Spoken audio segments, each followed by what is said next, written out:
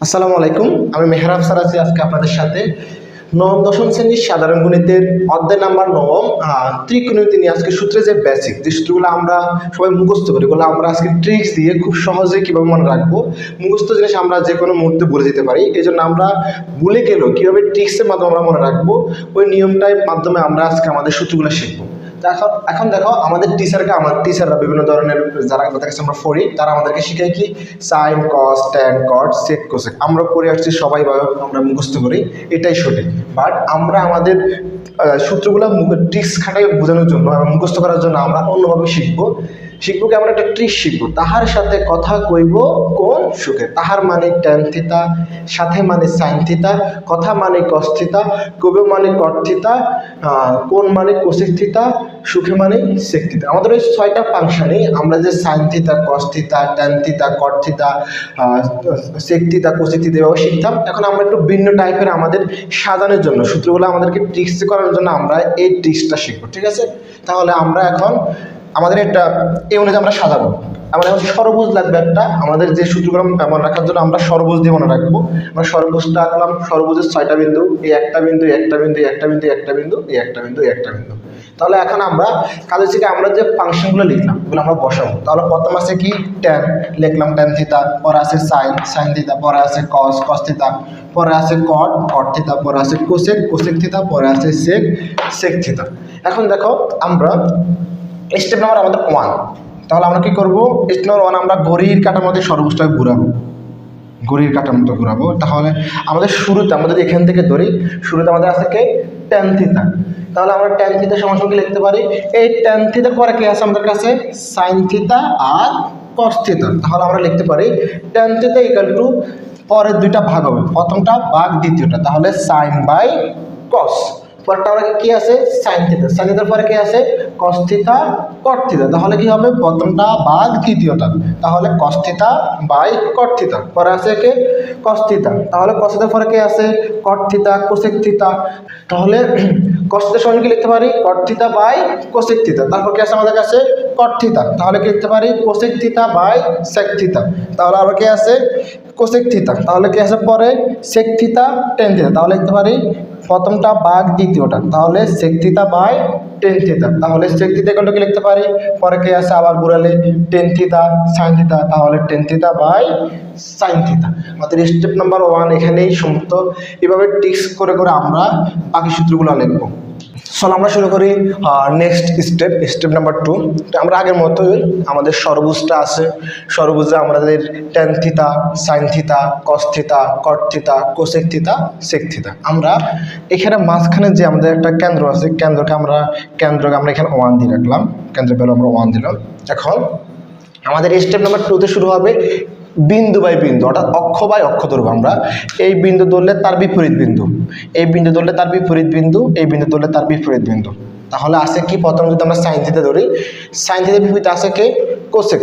তাহলে মাঝখানে কে আছে? 1। তাহলে আমরা সাইন থিতা সমান সমান লিখতে পারি আগের মতোই 1 বাই কোসেক থিতা। তাহলে কোসেক থিতা সমান সমান কি হবে? 1 বাই সাইন থিতা। এবার যদি আমরা পরেরটা যাই কস, কস থিতা সমান সমান কি লিখতে পারি? তাহলে আমরা 1 বাই সেক থিতা। তাহলে আমরা সেক থিতা সমান সমান কি লিখতে পারি? 1 বাই কস থিতা। তারপর আরেকটা হয়েছে কি আমাদের কট। তাহলে কট থিতা সমান সমান ওই বিন্দু বাই বিপরীত বিন্দু, তাহলে মাঝখানে কি আছে? 1। তাহলে 1 বাই টেন থিতা, আর টেন থিতা সমান সমান 1 বাই কট থিতা। চলো শুরু করি স্টেপ নাম্বার 3।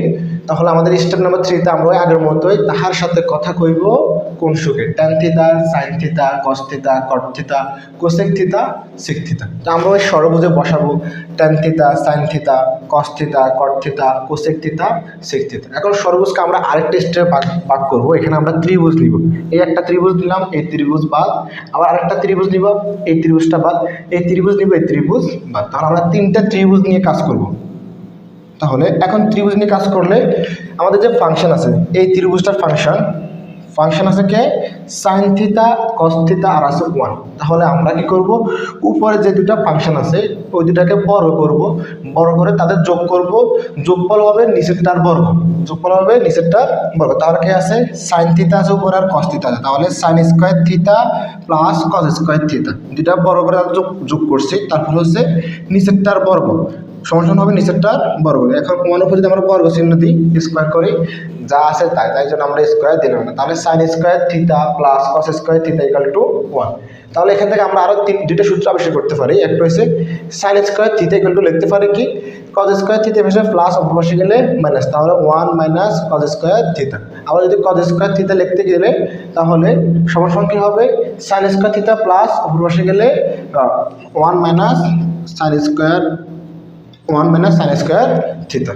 আমরা পরে স্টেপ আমাদের পরের ত্রিভুজটা কি আছে, উপরে 1 আছে আর কট আছে। তাহলে আমরা কি করছি, উপরের দুইটার বর্গের যোগফল সমান সমান নিচেরটার বর্গ। তাহলে 1 স্কয়ার থিতা, 1 স্কয়ারের উপরে স্কয়ার দিলাম না, plus cot square theta equal to নিচে কি আছে কোসেক স্কয়ার থিতা। তাহলে 1 স্কয়ার 1 প্লাস কট স্কয়ার থিতা সমান সমান কোসেক স্কয়ার থিতা। তাহলে এখান থেকে আমরা আবারও দুইটা সূত্র লিখতে পারি। একটা হচ্ছে 1 ইকুয়াল টু কি লিখতে পারি, কট স্কয়ার থিতা পাশে প্লাস অপর পাশে গেলে মাইনাস, তাহলে cosec square theta minus cot square theta. চলো শুরু করি স্টেপ নাম্বার 4। তাহলে আমরা আগে করলাম কি সমকোণ দিয়ে, এখন আমরা করবো একটা সমকোণী ত্রিভুজ দিয়ে। সমকোণী ত্রিভুজের কোণ যেটা আছে ওটার বিপরীতটা আমাদের থাকবে অতিভুজ, অতিভুজের বিপরীত থাকবে আমাদের লম্ব, আর লম্ব যেটা বাকিটা আমরা কি বলবো ভূমি। তাহলে আমরা এখানে ট্রিক্স দিয়ে আমরা 6টা সূত্র শিখবো। তাহলে সাগরে লবণ আছে, সাগর মানে সাইন, লবণ মানে লম্ব, আছে মানে অতিভুজ। কবরে ভূত আছে, কবর মানে কস, ভূত মানে ভূমি, আছে মানে অতিভুজ। টেরা লম্বা ভূত, টেরা মানে ট্যান, লম্বা মানে লম্ব, ভূত মানে ভূমি।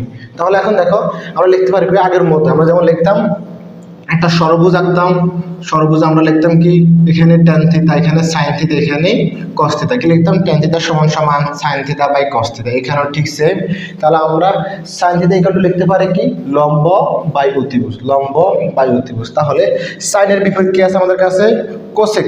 আমাদের ষড়ভুজের এখানে আমাদের ষড়ভুজ আঁকি, এখানে ট্যান থিতা আর আছে এখানে সাইন থিতা, এখানে আছে আমাদের কস থিতা, এখানে আছে কট থিতা, এখানে আছে আমাদের কোসেক থিতা, এখানে আছে আমাদের সেক থিতা। তাহলে সাইনের বিপরীতে আমাদের কোসেক থিতা। তাহলে আমরা কোসেক থিতা সমান কি লিখতে পারি, কোসেক থিতা ইকুয়াল টু অতিভুজ বাই লম্ব। তাহলে আমাদের পরেরটা কবরে ভূত আছে মানে কস থিতা, তাহলে কস থিতা ইকুয়াল টু কি হবে, ভূমি বাই অতিভুজ। তাহলে ভূমি বাই অতিভুজ। কস থিতার বিপরীত কি আছে আমাদের কাছে, সেক। তাহলে সেক থিতা সমান সমান অতিভুজ বাই ভূমি, উল্টাটা হবে আমাদের কাছে। তারপর আছে আমাদের টেন থিতা, টেরা লম্বা ভূত, টেরা মানে ট্যান, লম্বা মানে লম্ব, ভূমি মানে ভূত মানে ভূমি। তাহলে কি লিখতে পারি, ট্যান থিতা ইকুয়াল টু লম্ব বাই ভূমি। তাহলে ট্যান থিতার বিপরীত কি আছে আমাদের কাছে, কট। তাহলে কট থিতা ইকুয়াল টু কি হবে, ভূমি বাই লম্ব।